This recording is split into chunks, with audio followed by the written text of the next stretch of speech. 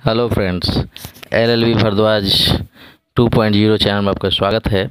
आप मेरे चैनल में पहली बार आए तो मेरे चैनल को सब्सक्राइब जरूर कर लें। इसलिए जातियों से संबंधित मैं वीडियो हमेशा डालता रहता हूं, जिसे हर जाति के वर्ग लोग अपनी जाति के विषय में समझें, बूझें और अपने जाति विशेष को जानें। आज हम लोग ये महाराज बिजली राजभर जी के विषय में आप लोग को मैं कुछ बातें बताने जा रहा हूं, जो चर्चा मैं करूंगा इस वीडियो के माध्यम से। चलिए आज हम लोग बिजली राजभर जी के विषय में कुछ चर्चा करते हैं। देखिए, हमारे राजनीतिक दल मतलब राजनेता लोग पहले से ही अपने राजनीतिक फायदे के लिए अलग अलग जातियों पर टिप्पणी करते रहे हैं और उनके जाति समाज को बदलते रहे हैं। ये कुछ लोग मानते हैं कि बिजली राजभर जी पासी थे, जबकि रियलिटी ये है कि पासी नहीं थे, ये राजभर ही समाज के थे।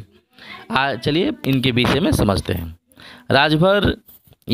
राजभर जिसमें हमारा इतिहास ये बताता है कि कुछ राजनीतिक दल हमारे राजभर समाज के साथ गद्दारी करके पासी समाज का साथ दे रहे हैं।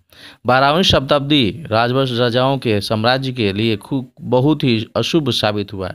इसी शताब्दी के अंतिम वर्षों में अवध के सबसे शक्तिशाली राजभर महाराज बिजली वीर गति को प्राप्त हुए थे।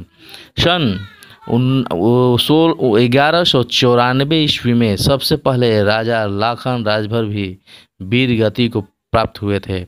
महाराजा बिजली राजभर की माता का नाम बिजना था, इसीलिए इन्होंने सर पर अपनी माता की स्मृति में बिजनागढ़ की स्थापना की थी, जो कालांतर में बिजौरगढ़ के नाम से संबोधित किया जाने लगा। महाराजा बिजली राजभर के कार्यक्षेत्र में विस्तार हो जाने के कारण बिजनागढ़ में गढ़ी का समिति स्थान पर्याप्त न होने के कारण बिजली राजभर ने अपनी मातहत एक सरदार को बिजनागढ़ को सौंप दिया। इसके बाद उन्होंने अपने पिता की याद में बिजनौरगढ़ से उत्तर 3 किलोमीटर की दूरी पर पिता नाटवा के नाम पर नाटवागढ़ की स्थापना की। यह किला काफ़ी भव्य और सुरक्षित था। महाराजा बिजली राजभर की लोकप्रियता बढ़ने लगी और अब तक वह राजा की उपाधि धारण कर चुके थे। नाटवागढ़ भी कार्य संचालन की दृष्टि से पर्याप्त नहीं था। उनके उत्तर 3 किलोमीटर एक विशाल किले का निर्माण कराया, जिनका नाम महाराजा बिजली भर किला पड़ा, जिसके अवशेष आज भी मौजूद हैं। अब राजा बिजली राजभर महाराजा बिजली राजभर के नाम से विभूषित हो चुके थे। यह किला लखनऊ जिला मुख्यालय में से 8 किलोमीटर सदर तहसील लखनऊ के अंतर्गत दक्षिण की ओर बंगला बाजार के आगे सड़क के दाहिनी ओर आज भी महाराजा बिजली राजभर के साम्राज्य के मुख्य गवाह के रूप में विद्यमान है। महाराजा ने कुल 12 किले राज्य विस्तार के कारण बनवाए थे। इसमें नटवागढ़, बिजनौरगढ़, महाराजा बिजली राजभर किला, माती, परवर पश्चिम, कल्ली पश्चिम किलों के भग्नावशेष आज भी मौजूद है। पुराना किला, औराना किला, दादूपुर किला, भटगांव किला, एन किला और पीपरसेंड किला। उत्तर में पुराना किला, दक्षिण में नीवा ढक जंगल सीमा सुरक्षा के रूप में कार्य करता था। इसके मध्य में महाराजा बिजली राजभर का केंद्रीय किला सुरक्षित था। महाराजा बिजली राजभर के अंतर्गत ये 94,829 एकड़ भूमि अथवा 184 वर्ग मील का भूभाग सम्मिलित था। इस क्षेत्र की भूमि उपजाऊ भी थी, जिसमें आपका धान, गेहूं, चना, मटर, ज्वार, बाजरा आदि भी की खेती की जाती थी। महाराजा बिजली राजभर की प्रगति के कनौज का राजा जयचंद चिंतित रहने लगे, और क्योंकि महाराज बिजली राजभर पराक्रमी, उत्साही और महत्वाकांक्षी थे। बिजली राजभर के सैन्य बल और वीर योद्धाओं का वर्णन सुनकर जयचंद भयभीत रहा करता था, लेकिन अपने साम्राज्य के विस्तार के लिए जयचंद की भी इच्छा रखते थे। जयचंद ने सबसे पहले महाराजा सातन राजभर के किले पर आक्रमण कर दिया और इस आक्रमण से घमासान युद्ध हुआ था। जिसमें आप लोग पहले मैं बता चुका हूँ। जयचंद की सेनाओं को भागना पड़ा था।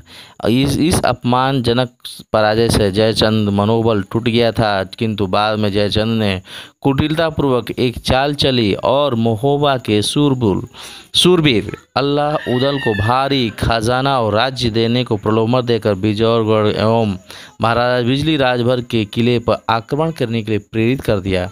अल्लाह उदल कनौज की सेनाएं लेकर अवध आए और उनका पहला पड़ाव लक्ष्मण टीला था। इसके बाद पहाड़ नगर टिकरिया गए। बिजौनगढ़ में 10 किलोमीटर दक्षिण की ओर सरवन टीले पर उन्होंने डेरा डाला। यहाँ से उन्होंने अपने गुप्तचरों द्वारा महाराजा बिजली राजभर किले से संबंधित सूचनाएं एकत्र कर लिया करते थे। जिस समय महाराजा बिजली राजभर अपने पड़ोसी मित्र राजा काकोरगढ़ के किले में आवश्यक कार्य से गए हुए थे, उसी समय मौका पाकर अल्लाह उदल ने अपना एक दूत इस संदेश के साथ भेजा कि राजा हमें अधिक धनराशि देकर हमारी अधीनता स्वीकार करें। यह सूचना 23 संदेश वाहक से महाराजा बिजली भर को काकोरगढ़ किले में ही दी। उसी समय सातन पट्टी के राजा सातन राजभर भी किसी विचार विमर्श के काकोरगढ़ आए हुए थे। संदेश पाकर महाराज बिजली भर घबराए नहीं, बल्कि धैर्य से उनका मुंह तोड़ जवाब दिया। और महाराजा बिजली राजभर न तो किसी के राज्य के अधीन रहकर राज्य करते थे और न ही किसी की अपनी आय का एक अंश भी देने को तैयार थे। अब जब अल्लाह उदल का दूत यह संदेश लेकर पहुंचा तो उसे सुनकर अल्लाह उदल झुंझलाकर आग बबूला हो गए और अपनी सेनाएं गांजर में उतार दी। यह खुला मैदान था, यहाँ पेड़ पौधे नहीं थे। इस स्थान पर मुकाबला आमने सामने होने लगा। इस मैदान इतिहास में गांजर भांगर के नाम से मशहूर है। यह युद्ध 3 महीने 13 दिन तक चला। इस युद्ध में सातन कोट के राजा सातन राजभर भी गद्दारी की थी। युद्ध बड़ा भयानक था। इनमें अनेक वीर योद्धाओं का नरसंहार हुआ था। गांजर भूमि पर तलवार और खून ही खून था, इसलिए इसे लौह गांजर भी कहा जाता है। वर्तमान में इस स्थान पर गंजरिया फार्म है। इस घमासान युद्ध में पराक्रमी राजा बिजली राजभर जी बहादुरी से लड़ते हुए वीर गति को प्राप्त हुए और सन 1194 ईस्वी में ये युद्ध हुआ था। और यह समाचार पड़ोसी राज्य देवगढ़ के राजा देवमाती को मिला। ये अपनी फौज के साथ अल्लाह उदल पर भूखे शेर की भांति झपट पड़ा और इस युद्ध की भयंकर गर्जन और ललकार सुनकर अल्लाह उदल भयभीत होकर कनौज की ओर भाग खड़े हुए। परंतु अल्लाह उदल के साले जोगा भोगा राजा सातन राजभर ने खदेड़ कर मौत के घाट उतार दिया और पड़ोसी राज्य से सच्ची मित्रता तथा राजभर समाज के शौर्य का परिचय दिया। महाराजा बिजली राजभर के किले के अलावा उनके अधीन 11 किलों का वर्णन इतिहास में बहुत ही सतही ढंग से किया गया है। ठीक है दोस्तों, इसलिए इस वीडियो को आप लोग देखिए और अपने समाज में इसको आप लोग से अधिक शेयर करिए, जो हमारे समाज के लोग जागरूक हो और अपने वंशज के विषय में जान सकें। जय बिजली राज।